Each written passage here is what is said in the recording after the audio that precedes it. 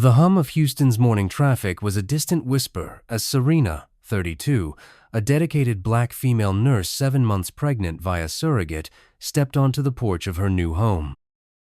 Her deep brown skin glowed under the nascent sun, her simple linen shirt stretching gently over her rounded belly. One hand instinctively cradled the life within, the other clutched a well-worn canvas tote. Today was her crucial prenatal checkup at the prestigious Baylor St. Luke's Medical Center, a gleaming bastion of elite care.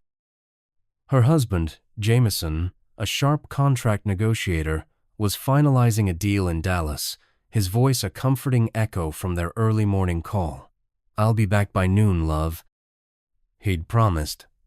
But as the sleek black sedan pulled up, a prickle of unease snaked through Serena. She'd moved to Houston to escape the subtle slights of her past, yet the hospital's towering facade loomed, whispering an unspoken challenge. Would she, a black woman visibly pregnant in this exclusive world, be seen as she truly was, or as an outsider? The hospital lobby was a symphony of cool marble and hushed whispers. Serena, feeling every eye on her, approached reception. "Serena Evans, 10 a.m., with Dr. Julian Thorne," she stated, her voice clear. The white receptionist's eyes, cold and assessing, lingered on her belly, then her casual attire. Her smile was a practiced reflex. "Fill this out," she murmured, sliding a clipboard without meeting her gaze. In the sterile exam room, Serena perched on the table, the lavender scent mingling with sharp antiseptic. Her phone showed 10:07 a.m. Jameson was still stuck in traffic. The door clicked open, and Dr. Julian Thorne swept in, a pristine white coat accentuating his severe demeanor. No greeting, no warmth, just a silence taut with disdain. "Evans." Dr. Thorne's voice was a polished blade. "Alone, I see. No support?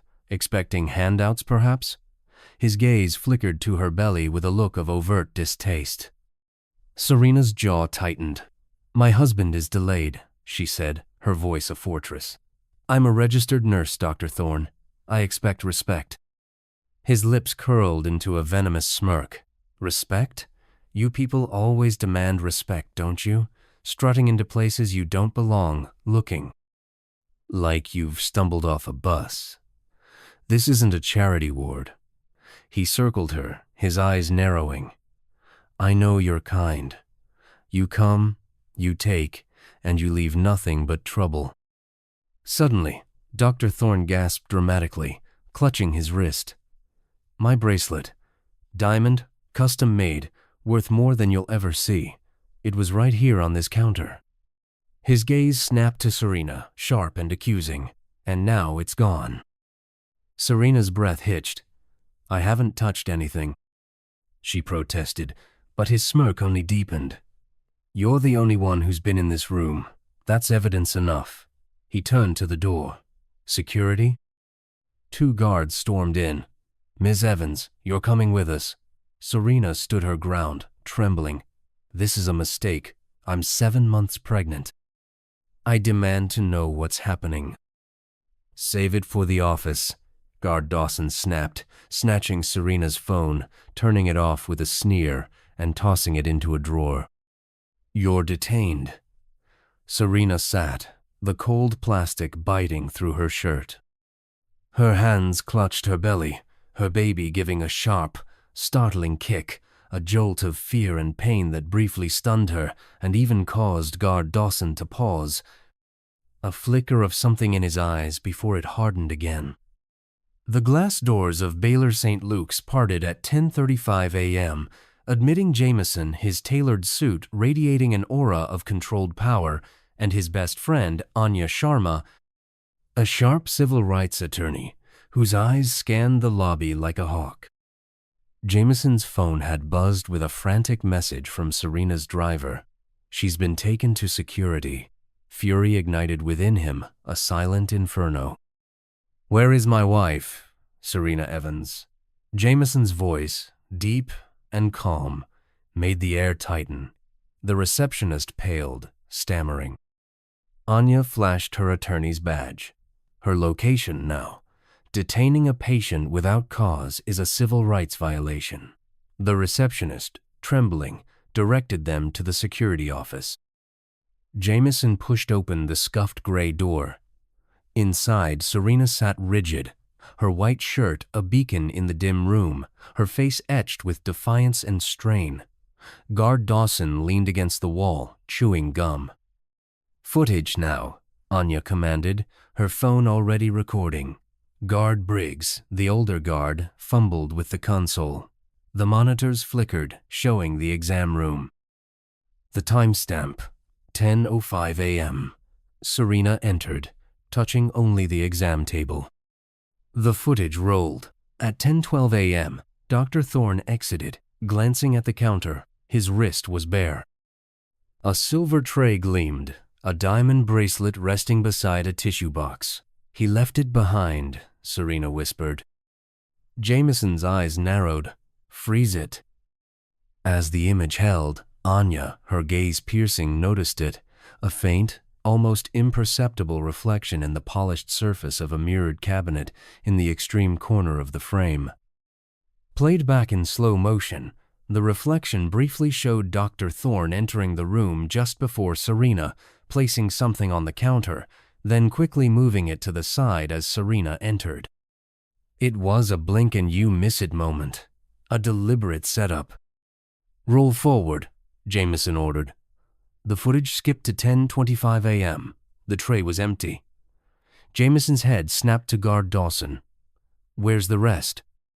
He retrieved Serena's phone from the drawer. Just then, the door burst open. Nurse Lena, breathless, stumbled in, holding up a sparkling diamond bracelet. "Dr. Thorne," she gasped. "I found it in the staff lounge by the sink." She looked shaken. "My wife was detained over a lie," Jameson said, his voice a calm, deadly promise. Dr. Thorne accused her of theft, humiliated her while pregnant based on prejudice, not evidence. Anya's recording light glowed. Racial profiling, false accusation, unlawful detainment, those are actionable. Dr. Thorne stormed in, arrogance blazing in his eyes. "What's this scene? My hospital, over a thief's tantrum." Jameson stepped forward, towering over him. "Your bracelet was found in a lounge, not with my wife. You falsely accused her. That's a crime." Dr. Thorne scoffed. "I had reason to suspect. She doesn't belong here alone in that cheap shirt. You can't prove anything." Anya raised her phone, the recording light steady. "Care to repeat that for federal investigators, Dr. Thorne, and we have security footage." Dr. Thorne's bravado faltered. "This is absurd. I own 62% of this hospital. You think you can threaten me?" Jameson's smile was cold. "You're about to find out." He turned to Nurse Lena, his voice gentle. "Nurse, you looked shaken when you brought that in. Did Dr. Thorne ask you to look in that specific lounge?" Lena hesitated, then nodded. He told me he might have misplaced something there earlier and asked me to check. He was very insistent." Dr. Thorne's eyes darted nervously between Lena and the monitors. "This is slander. Finch, tell them." Mr. Alistair Finch, the hospital director, who had just entered, looked ashen. "Dr. Thorne, that's enough." Dr. Thorne turned on him, his voice a venomous whisper. "Enough? Or do you want them to know about the discrepancy in the billing department last quarter, Alistair? Or how I helped you smooth over that pharmaceutical kickback investigation last year?" His words hung heavy, exposing a deeper complicity. Mr. Finch's face went white. Cornered, he swallowed hard, his gaze shifting from the incriminating footage and Lena's testimony to Dr. Thorne's blackmail. He knew his career hung in the balance. "Dr. Thorne," Mr. Finch stated, his voice cracking but resolute, "your actions constitute gross misconduct and a severe breach of patient trust. Your employment is terminated, effective immediately, and..." Considering the new evidence of your manipulative behavior, we will be cooperating fully with any and all investigations, including a complete, independent audit of all hospital practices and leadership decisions. He looked at Jameson and Anya. We will issue a public statement and implement anti-bias training immediately. Dr. Thorne's chair scraped back as he stood, his face a mask of disbelief and rage. My hospital, you'll regret this. He shrieked, storming out, his heels clicking like gunshots, but no one followed. Serena leaned into Jameson, her body trembling but her spirit unbroken. Jameson squeezed her hand, his eyes gleaming with pride. You did it, he whispered. Serena nodded, tears brimming. The Houston sky burned with the hues of a late summer sunset 2 months later, casting a golden glow over the hills. Serena stood outside Baylor St. Luke's, a new mother, cradling her newborn daughter, Hope, her tiny face a constellation of dreams.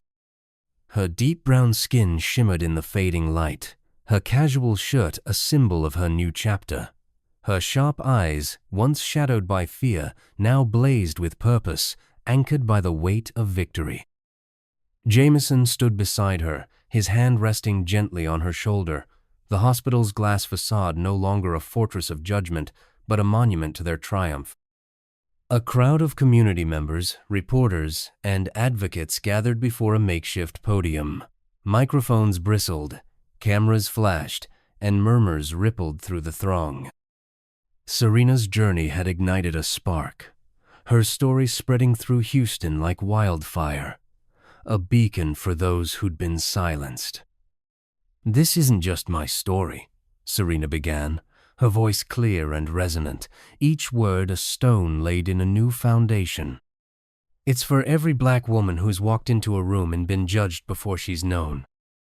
It's for every parent who's fought for their child's safety, every professional dismissed as less than. 2 months ago, I came to this hospital for care and was met with hatred. I was called unprofessional, a thief, detained while pregnant because of the color of my skin. But I wasn't alone. My husband Jameson and our friend Anya Sharma stood with me, and together we exposed the truth. Jameson squeezed her shoulder, his eyes gleaming with pride. Anya, standing nearby, nodded. Her attorney's badge a silent testament to her role in the ongoing investigations that had led to the independent audit of the hospital and leadership changes beyond just Dr. Thorne. Baylor St. Luke's failed me, Serena continued, her voice steady but fierce. But it's changing. Dr. Julian Thorne was terminated. The board issued a public apology, and new policies are in place. Mandatory anti-bias training, a patient rights charter. More profoundly, an independent audit exposed other systemic issues under previous leadership, leading to a restructuring of hospital administration. Anya is helping enforce these deeper changes, holding this institution truly accountable. She paused, looking down at Hope, her tiny hand curling around her finger. This is for you, Hope. She whispered, her voice catching. For a world where you're seen for who you are, not what others assume. Serena's voice rose, carrying the weight of her journey. This fight isn't over. It's about systems that let prejudice go unchecked, about leaders who prioritize cover-ups over integrity. We're not invisible. We're not disposable. We're parents, professionals, and we will change the world one truth at a time. The crowd roared their applause, a seismic force shaking the ground beneath Baylor St. Luke's. Jameson stepped closer, his arm around Serena, his pride a quiet fire. You're incredible, he whispered. Serena smiled, tears brimming but unshed, her heart full. Hope gurgled softly, as if sensing the moment's weight, her tiny presence a symbol of the future they'd fought for. Miss Evans, will you pursue further legal action? A reporter asked. Serena's response was measured. We've filed a federal complaint to ensure accountability, but this isn't just about revenge. It's about systemic reform, About making sure no one else faces what I did. Another asked, "What's next for you?" Serena looked at Hope, then at Jameson. "I'm a nurse, a parent, an advocate." She said, "I'll keep speaking, keep fighting for my daughter, and for every person who deserves better, not just for racial justice, but for integrity in healthcare leadership." As the sun dipped below the horizon, the crowd dispersed, their energy lingering like a promise. Serena and Jameson walked to their car, Hope nestled against her mother's chest. The hospital stood behind them, its glass walls reflecting the last rays of light, a reminder of the battle won and the crucial work ahead. In the weeks that followed, Serena became a local voice, speaking at community centers, meeting with hospital boards, and mentoring young Black women and parents in healthcare. Her story inspired petitions, policy reviews, and a renewed call for equity and ethical leadership in Houston's medical system. Jameson, ever her rock, supported her, his love a constant in the whirlwind of change. Hope grew, her bright eyes a daily reminder of why they'd fought. As they drove home, the city lights twinkling below, Serena looked at Jameson. "We did this," she said softly. Jameson nodded, his hand finding hers. "And we're just getting started." The road ahead was long, but Serena's stand had carved a path, a legacy of courage that would endure for Hope and beyond. Thank you for joining us on Serena's powerful journey, a story of courage, justice, and hope that resonates far beyond these moments. We'd love to hear your thoughts. What moved you? What inspired you? And where you're listening from? Drop a comment below to share your reflections and connect with others touched by this tale. Your voice matters, just as Serena's did. A heartfelt thank you for being part of this story with us. Don't forget to like, subscribe, and ring the bell to catch our next tale of triumph and truth. Until then, keep shining, keep standing, and we'll see you soon for another unforgettable story.